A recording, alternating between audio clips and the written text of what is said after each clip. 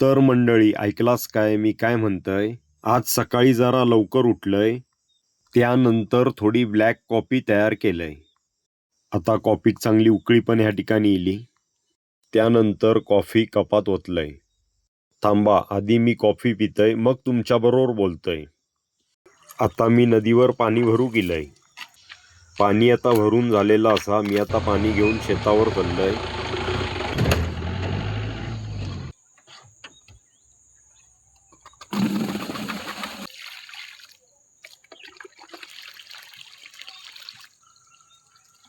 मागच्या ब्लॉकमध्ये तुमका मी ह्या झाड दाखवलेलं आहे, सगळीच झाडं दाखवलेलं आहे. त्यावेळी गौरेड्यांनी बराच नुकसान केलेल्यानी.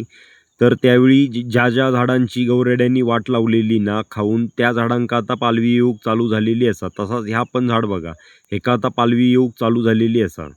तर मंडळी आज मी माझ्या शेतात पाणी कशा पद्धतीने घातले तुम्ही बघितलात. मी नदीवर गाडी घेऊन गेले आणि घागरीन पाणी भरून मी शेतात माझ्या आणून पाणी घातलेलं असेल. तर काय झाला, माझ्याच प्लॉटमधनं ना एका दुसऱ्या शेतकऱ्या, ह्या बघा ह्या अंतर किती असा बघा, 2 डांबांमध्ये ना बराच त्यांनी अंतर ठेवलेलं असा. या ठिकाणी ही जी तार असा ना ही माझ्या उसाक लागत असा आणि ती उसाक लागत असल्यामुळे ती खूप धोकादायक असा.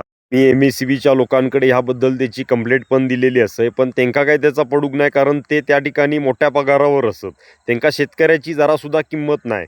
एक म्हणजे 2 खाती असत, एक म्हणजे MSCB आणि दुसरी म्हणजे फॉरेस्ट खाता.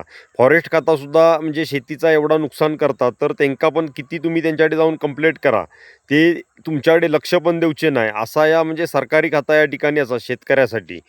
आता उद्या ह्याच प्लॉटमधनं ना उसाचे ट्रक भरून जाऊचे असत आणि ते जाऊ शकत नाही, कारण उसाच्या ट्रकच्या केबिनला ही तार लागतली.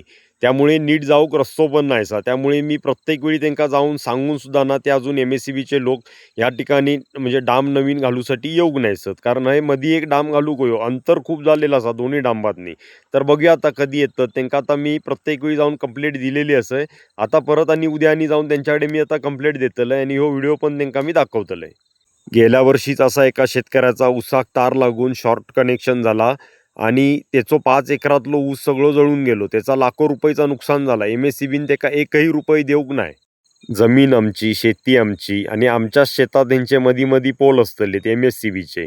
आणि विषय असो असा, म्हणजे आम्ही शेतात ज्यावेळी ट्रक फिरवतो, ट्रॅक्टर फिरवतो आणि आमच्या वाहनांकडनं चुकून जर यांचे डांब पडले किंवा यांची तार तुटली, तर ते आमच्यावर नुकसान भरपाई करू घेतले, त्याची कारवाई आमच्यावर मात्र करू घेतलेत.